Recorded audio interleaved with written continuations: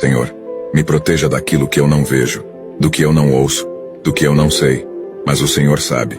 E obrigado por cuidar de mim, porque até na porta fechada, eu sei que sou protegido pela tua mão direita vitoriosa. E mesmo eu não merecendo, e não sendo digno do seu cuidado, eu sei que a sua graça e a sua proteção têm me acompanhado.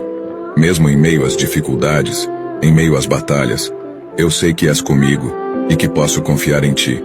Sei que se não fosse a tua mão sobre minha vida, batalhas já teriam me parado, pois tu tens me dado forças, tu tens me livrado do mal e tirado dos meus caminhos aqueles que desejam o meu pior.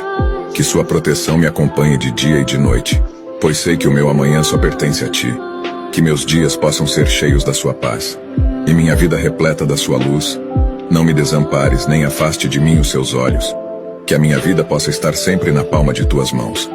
Em nome do Pai, do Filho e do Espírito Santo. Amém.